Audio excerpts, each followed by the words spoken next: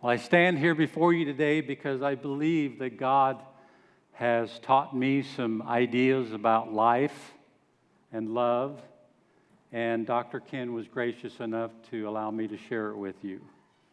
You see, our God brought me, Mike G., from a bar stool to a pastor's seat. It's incredible. From a journey of brokenness to finding healing and being able to share that healing with others. Today we're going to talk a little bit about relationships. And before anyone checks out, it's not just about the marriage relationship. It will apply to any and all relationships in your life. So it will be for everyone in here. And we'll kind of piggyback off of Pastor's message last week. In John 14:15, Jesus says, "If you love me, you will obey my commandments." I think we've all heard that phrase, "If you love me, you will," ... at different times in our lives. At times it's in a healthy way, like Jesus would say it, or if you love me, you will help with the chores around the house. Right, ladies? If you love me, you will put up boundaries in your life so you won't be tempted to stray. If you love me, you would stop hurting me. Other times, it's very manipulative and unhealthy. The alcoholic would say, "If you love me, you will buy me another drink." The gambler would say, "If you love me, you will loan me some more money." The teen might say, "If you love me, you would let me play video games all day long." The child would say, "If you love me, you'd let me eat the whole chocolate cake." The husband, "If you love me, you won't mind me playing golf every day." Right, honey? John 14:15 carries a huge, and I mean huge, implication that must be considered. "If you love me, you will obey my commandments" implies if you don't love me, you won't obey my commandments. Ouch. I think we all know that we can have emotional feelings for someone and still do unloving things to them, can't we? That realization is very profound for me. And looking back over my life and pondering the times that I can recall that I did not obey God, man, was that an eye-opener to how many times that I was unloving to God through my actions, even though my heart may have wanted to love Him. And how I could be unloving to my wife, to those around me, and even to myself. And not necessarily intentionally. Suddenly, it wasn't just about breaking the rules or the law like I learned when I was growing up. It was about being unloving, no matter how unintentional it was. So I began this kind of silent journey to learn what being unloving and loving does and should look like in my life and relationships. And I hope I have some new ideas for you to consider. It doesn't mean that I love perfectly, but it does mean that I have some new ideas to work with in trying to do it better. And I think you will find that this is a little bit different perspective than the norm. At least my wife tells me I'm a little different. I don't know what to do with that, but if you have your Bibles, please turn to Matthew chapter 22, verses 34 through 39. And if you're able, please stand with me as we read God's Word together. Hearing that Jesus had silenced the Sadducees, the Pharisees got together. One of them, an expert in the law, tested him with this question: "Teacher, which is the greatest commandment in the law?" Jesus replied, Love the Lord your God with all your heart and with all your soul and with all your mind. This is the first and greatest commandment, and the second is like it. Love your neighbor as yourself. Thank you. You may be seated. Now, a lot of Christians can quote these verses from memory, right? We've heard them many, many times. But not all can quote the very next verse, verse 40. All the law and the prophets hang on these two commandments.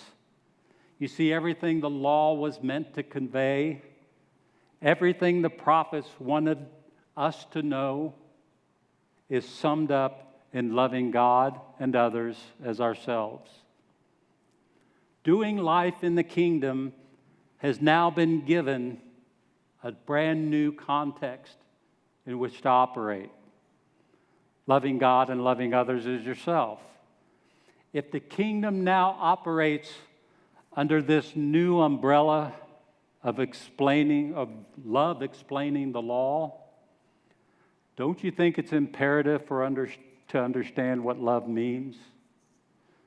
And where would you say is the best place to learn about love?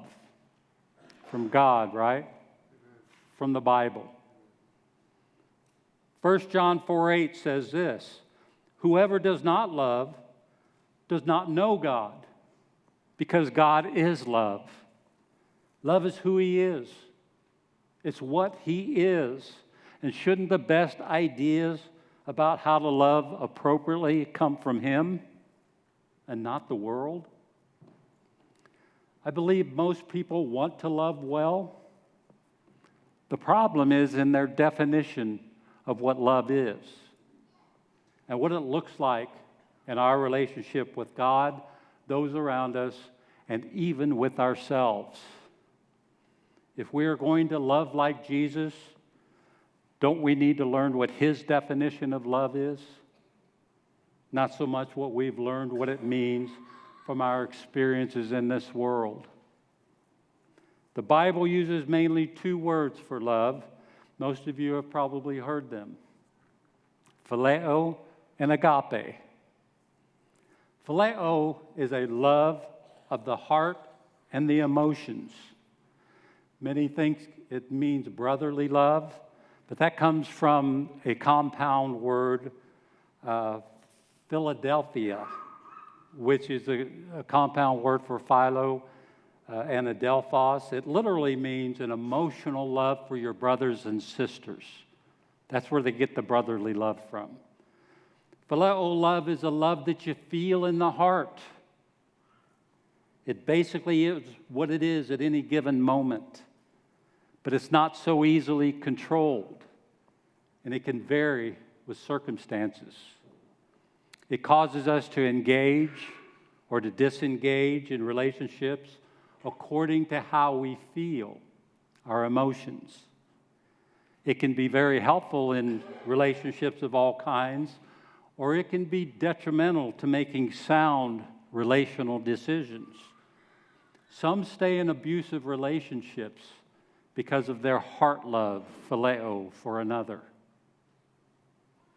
Agape love is a love of the mind and the will. It is a willful decision to do what is right and best for another, or making decisions for the good of another. And it is often unconditional, like the kind of love that God has for us. Agape is the word that the Bible uses anytime that we are instructed or commanded to love. And the earlier verses we read all contain the word agape. God doesn't command you to feel a certain way towards Him or others emotionally. That kind of love is great when it's present, but it cannot be commanded. He asks you to consider how your decisions and how your actions line up with what He has said is good and right, and how they affect others, regardless of how you feel. And then your heart will follow. Do you think Jesus felt good about being mocked and beaten and dying on our behalf? No. He did it because he knew it's what we needed and what was best for us. Appropriate love usually takes a measure of both phileo and agape love. But agape love must be learned because it's not so natural for us. Sometimes the heart in phileo agrees with the mind in agape love, and sometimes it doesn't. Sometimes there's a battle here. Have you ever seen TV shows where someone was catfished online by someone trying to get their money through making them fall in love with them by saying all the right things? Their heart takes over, phileo, and makes unhealthy choices when their minds and understandings should tell them something is wrong here. That's agape love for oneself. And even though others are trying to warn them, their minds stay disengaged while their hearts make all the decisions. It can be very sad and destructive. We see this a lot in youth, in our young people, in teens, where they're in relationships, and they make decisions from the heart only because they don't have life experience or knowledge to be able to love appropriately from the mind and the will. So their heart makes a whole lot of decisions and can get them in trouble. Our society today confuses agape and phileo love. You hear them talk about love, love, love, but they don't understand the difference. They condone certain behaviors because of their emotional love for others. And so they condone those behaviors when they need to learn how lovingly telling them the truth is actually what is best for them. That's agape love. Now let's look closer at some ideas about love. Would you allow your children to eat sweets all day long? Or have hot dogs at every meal? No. Why? Because it's not good for them, right? And you don't allow what's not good for them because you love them. You love them with an agape love. You make mindful, willful choices to do what is best for them, regardless of how it makes either one of you feel. Same with playing video games all day or watching TV all day. Oh, it makes us happy. It makes us both happy in those times that we do decide to allow it. It warms our hearts to see our children enjoy things that they like. And it makes them feel loved by us. Phileo. But when we know what's best for them and they don't, isn't it our responsibility to do the right thing? That's agape love. And not just what makes them feel loved. Phileo. Agape love must take precedence, or we can end up doing what is actually unloving to them, can't we? Not even meaning to be unloving. Would you agree that we mainly get married out of phileo love, that love of the heart and emotions? But we stay married because of agape love, the love of the mind and the will to do what is right and best for each other.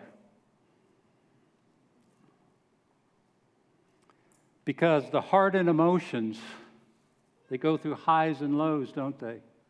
It's like a roller coaster. The heart can be up and down. It's best to have and nurture both agape and phileo love in a relationship, but phileo love can change based on how we feel at any given moment. True agape love doesn't change so easily. Here is a verse that uses a form of both agape and phileo in it to help show this point. 1 Thessalonians chapter 4, verses 9 and 10. Now about your love for one another, we do not need to write to you, For you yourselves have been taught by God to love each other. First mention of here is the word Philadelphia, that compound word of philo and adelphos, that emotional love for your brothers and sisters. Second mention uses agape, a willful choice to do what is best for them. Now I'm going to reread these verses with these ideas in mind. Now about your love for one another, the phileo love, that emotional heart love that you have for each other, we do not need to write to you. It was so natural that we don't even need to talk about it.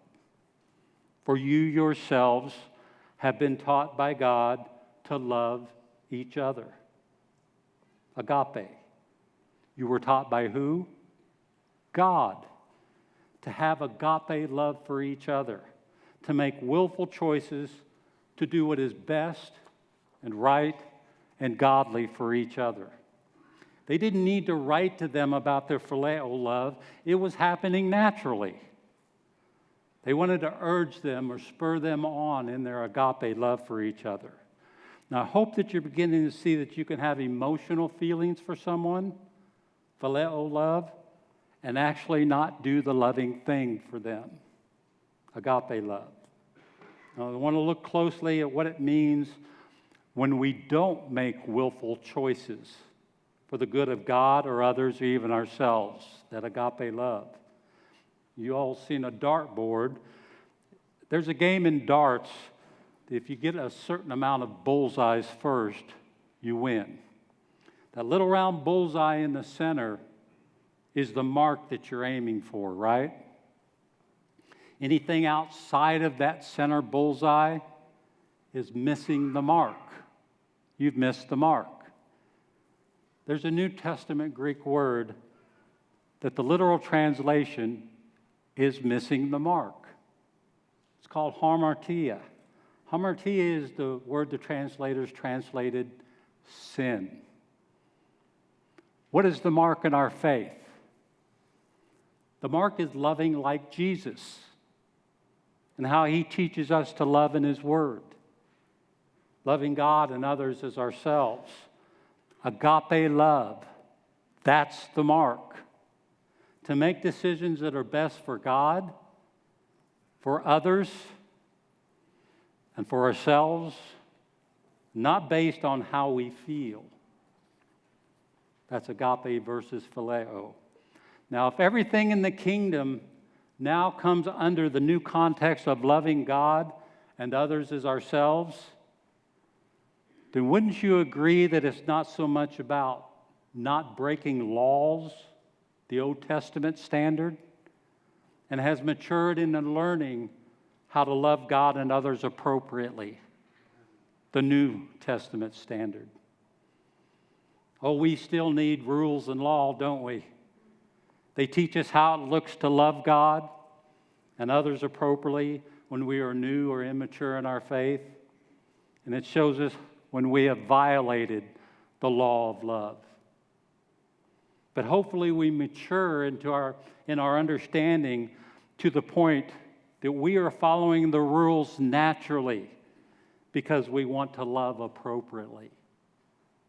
Make sense? Do you know how many times that we miss the mark in not loving God, others, or ourselves in appropriate ways? Sin. Many more times than any laws or rules that we can come up with from the Bible. I say this not to try to induce guilt. I say it so that we can understand the depth of what Christ did for us when he died to cover the missing of the marks of any kind. He died to cover them all, not just the rule breaking. Talking to a legalistic believer now is somewhat sad because they have tried to boil all of our missing of the marks into when we just broke certain rules. And they don't understand the true depth of missing the mark in all their relationships because they can't make a rule for all of them. How about when I do or say something unloving to my wife? Am I missing the mark in my relationship with her? I have sinned against her, and it may not be in any law or rule book. Or maybe I didn't include God in an important decision in my life. There's no rule for that. But am I missing the mark in my relationship with Him and myself? I think so. God wants you to know when you miss the mark, sin, so He can lovingly show you how to start hitting it. Not just condemn you for missing the mark. Jesus Christ suffered the consequences of us missing every mark. We miss the mark of God's standard of love many more times than we can break any law or rules. It's like having a kind and patient and loving professional dart player right there at your side. And every time you miss the mark, he shows you why you missed it and how to do it better the next time, how to start hitting the mark. He wants to teach us how to love him back and how to love each other and ourselves in appropriate ways. You see, God is all about relationships. The Bible is all about relationships. Sometimes it is possible for us to miss the mark, even when we think we're doing the right thing. I had a couple come to me for premarital counseling. I learned that they were living together and that she was still married to another man. They were waiting for the divorce so that they could get married. I pleaded with them for one of them to move out until the divorce was final. Not that I condoned the divorce, but she really needed to find the forgiveness and healing with her God before just jumping into another relationship. I shared how she needed to end one relationship well before starting another, and how estranged husbands can lose their ability to handle their emotions. Well, they chose to stay living together, and a couple of days after our meeting, the estranged husband laid in wait, and as the new boyfriend went outside to get the paper, he shot and he killed him. It's a true story.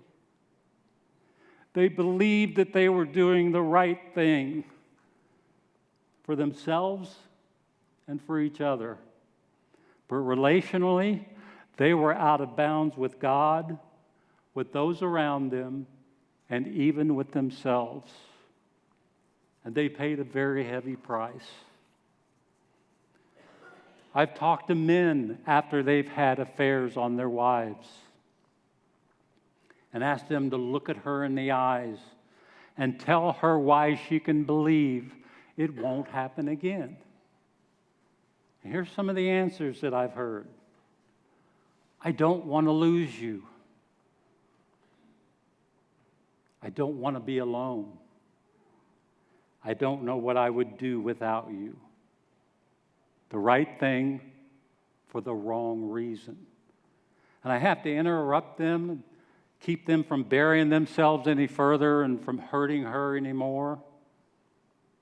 How much more self-focused can you be? I ask you to help her understand why she can trust you not to hurt her again, and all you do is talk about you? How about telling her that you have come to understand how you have made her feel? And be specific about how you destroyed her dreams and her self-esteem. How you made her feel unloved and unvalued and unsafe. About how you understand that when she was a little girl, she danced for her daddy. And she said, "Look at me, Daddy. Love me, Daddy." And God and her father handed her over to you to nurture and protect. And you trampled on her. And that you don't ever want to do those things to her again. and how you trampled on God's trust that He had in you to take care of her. And you don't ever want to do that to Him again. And how you abused that gift that her family trusted you with. And you don't ever want to do that to them again. The right thing for the right reasons. Just maybe she will believe that you get it. And it might create a place for trust to begin again. But I promise she won't trust those selfish answers to believe that you won't hurt her again. And then there's the idea of loving and respecting oneself in godly and appropriate ways. And that's not it. Let's learn how to stop making impactful choices just from our emotions and start learning to do what is best for the other one. Now, many people feel like they have an obligation to give money to the church. Don't worry, I'll tread lightly here. Sometimes, like there's some rule that they need to follow. Like there's the laws in the Bible that say you have to give. Well, if all the law and the prophets hang on the statement of loving God with all your heart, soul, and mind, and others as yourself, isn't the right reason to tithe is because you're trying to love God in return? And you're trying to love your church family appropriately, among other reasons? Oh, the church will receive your offering for the wrong reason because it still pays the bills. But don't you think God wants you to share from your heart and your growing understanding of how to return love? Not out of a legalistic duty. What about if you have a friend that's caught in sin? The heart can keep you from saying something because you don't want to lose their friendship. That's phileo love. But agape love would have you find a way to lovingly bring it to their attention. And if it was serious enough, like adultery, then the right loving thing is to have that conversation with them. And if they continue, then maybe the loving thing to do is not be close to them, because it may be condoning their behavior or taking further steps laid out by the church. Always remember, though, that there is a loving way to tell someone the truth. Some would do it in a judging and condemning way, and who wants to hear that? The best way to start those conversations with a friend is to ask the question, do you believe that I love you? Do you believe that I care about you? If they say no, then you may not have a place to speak truth into their lives and have them hear you. If they say yes, then you say, I am going to say something to you because I love you. I want to share with you a powerful thought. This is a quote from a good friend and mentor, Dr. Paul Carlisle, who is a pastor/Christian therapist. Listen closely to what Dr. Paul taught me. The will cannot choose from ideas the mind does not hold. The will cannot choose from ideas the mind does not hold. We can only respond to life from the ideas held within our mind. Our souls are like water bottles. If you put enough pressure on a water bottle, what comes out the top? Water. Why? Because that's what was put in there, right? If you want something different to come out, you have to put something new and different in it. Who we are at the core was formed by life and has whatever we have in us from all of life's learning and experiences. Whatever that is what will come out when pressure is applied when life happens. If you want something different to come out of you, you have to put something different in the form of new and godly ideas. Look at this short parable in Matthew 13:44. Again, the kingdom of heaven is like treasure hidden in a field, which a man found and hid. And for joy over it, he goes and sells all that he has and buys that field. The treasure is a relationship with Jesus Christ and all the godly ideas he teaches us in his word. When we see the value of that treasure, we will sell out all of our worldly ideas and buy the new kingdom ideas.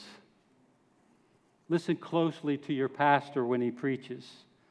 He understands kingdom ideas, and when you see their value for your life, you will sell out your worldly ideas and buy the new kingdom ideas for your wills to choose from. Ken understands what agape love is. He has proven this by his actions, by his decisions, and by his life. John 13:35 says this, "By this everyone will know that you are my disciples, if you love one another." It uses the word agape, that willful choice to do what is best for others. Everyone will know you by your agape love, brothers and sisters, not necessarily about how you feel about each other, but how you make godly choices that are best and right for each other. I'm asking you to fill your minds with new kingdom ideas for your wills to choose from, because life is about making willful choices to have agape love, making willful choices to do what is best for God, for others, and even for ourselves. I'm not here to push a book, but I just wanted you to know that if you'd like to learn more about phileo and agape love and some of these other ideas, you can find them in a book I wrote. You can just Google, "If you love me, you will, ... Oh, they have a picture up there now. I didn't know that. That threw me off. Wow. If you can't afford that book, come and talk to me. I promise you I'll get one in your hands.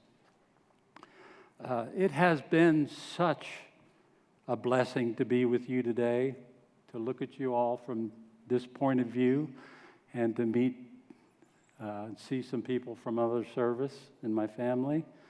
Thank you for your attention. Thank you, Pastor Ken and staff, for allowing me to share with our new church family.